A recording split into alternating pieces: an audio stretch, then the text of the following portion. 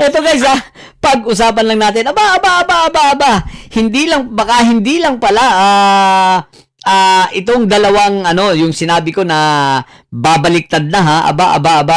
Meron pa palang nadagdag o di ba ga? Ngayon, ang tanong, sino kung sakasakali? O ito, pangalanan na natin sapagkat sabi nga dito sa hanay ng mga didilis maliwanag. Unti-unti na. The boat is sinking. O, di ba? Bakit ka mo? Ayon sa ating puting kabayo, itong si Chupeta, syempre, mananatili yan dito sa sa mga may sayad, mananatili yan sa grupo ng sayad siblings. Siyempre, ang kanyang loyalty at ang kanyang pagpapakita na kunwari tapat siya, siyempre sa may sayad siblings. O, di ba? Pero ito yun. Itong si maglalaro pa lang maglalaro ang mga magkakapatid na may sayad. At magkakapatid na may sayad. Itong magkapatid na parehas na may sayad. Itong si Chupetra at saka itong si Pia Madamdamin. Ayon sa ating puting kabayo, pagdating ng botohan sa impeachment trial, ang usapan, itong si Pia Madamdamin ay boboto at ng conviction para dito kay Inday Sayad.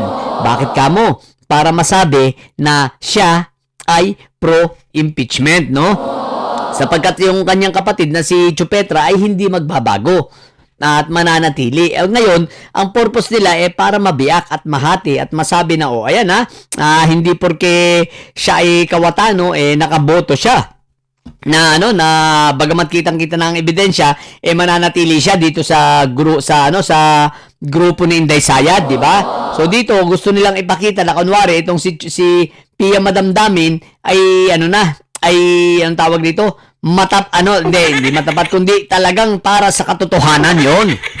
Kaya boboto siya ayon sa ebidensya at sa kanyang konsensya. O, di ba ga? Ay mga style. Pero, ito masasabi ko, Pia Madamdamin, tama naman yan. Bumoto ka ayon sa iyong konsensya at sa katotohanan. At yung paglipat mo, halimbawa lang, hindi ka man lumipat ng partido, nandiyan ka sa minority, pero yung paglipat mo ng boto at sa pagboto mo kay Inday Sayad sa kanyang conviction dahil nakita mo ng mga ebidensya, hindi naman ito nangangahulugan, nakakalimutan namin ang mga pinaggagawa mo. Di ba ga? Mananatili kang ang tingin namin sa iyo ay si Pia Madamdamin. Tsaka isang taong papansin, ha? So, wag ka nang umasa. Pero kung boboto ka, tama lang yan. At least ipakita mo na ikaw ay nasa wasto at tamang pag-iisip, di ba? At talagang ang gusto mo kunwari para sa bayan. O di ba kahit ba peke yan, at least may pakikita mo na nagkukunwari ka. O di okay na rin yan. The boat is sinking na talaga para dito sa mga didiles, guys. So, yun. Kaya tingnan natin ang mga susunod na mangyayari. Mga didiles, mukhang ubos na kayo Kaya nyo pa ba? Kaya nyo pa ba mga didiles? Ano na kayo? Ubos na. Di ba? Isipin mo, ano pang mangyayari sa inyo yan? Sa inyo niyan. Di ba? Si Inday Sayad ninyo wala na, shoot na ito sa balde 100%. Di ba? May magagawa pa ba kayo kay Inday Sayad? So ang natitirang panlaban nyo si Barbie Baste. Di ba? Wala na si Inday Sayad, tulad nga ng sinabi ko noon pa man, damaged goods na yan. Sa naglalabasan ngayon na dito sa impeachment trial, lalo nang nabubuko.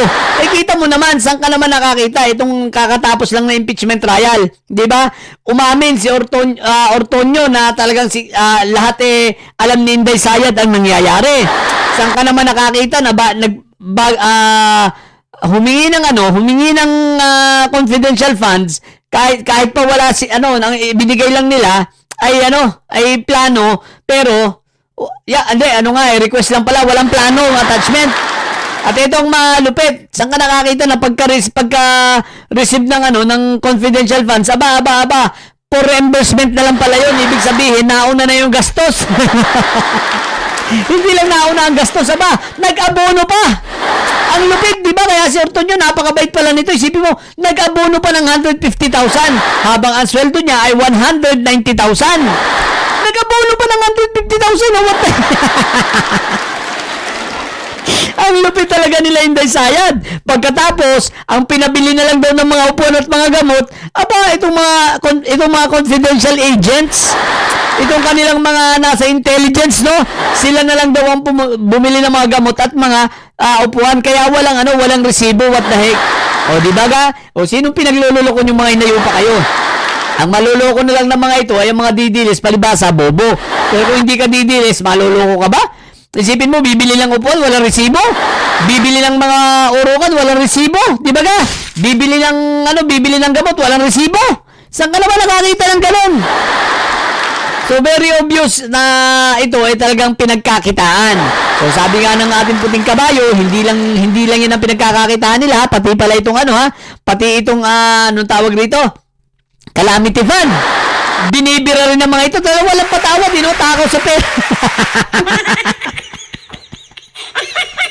Ang takaw talaga sa pera nitong mga magkapatid na may sayad, Oh. Ngayon, yan na. Diba? Confidential funds talagang, tsaka ito guys saan ka naman makakita na talagang kitang-kita na sanay. Gawain sa Davao City, dinala sa pagiging vice presidente. Ganun pa rin ang pinaggagawa, di ba ga? Akala kasi nila, hindi sila masisilip. Ibahin nyo ang presidente namin ngayon, di ba?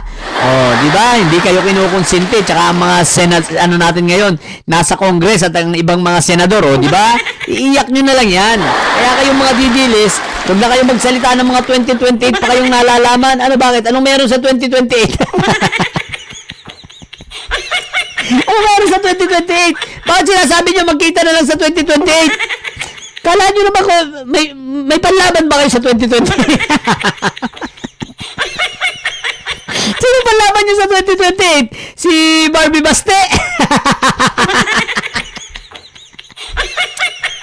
Patawa talaga kayong mga hinayupa kayo, no? Kaya itigil nyo na yung mga ilusyon ninyo, no? Si Inday Sayad, wala na, lubog na. Sabi nga, your boat is sinking na, no?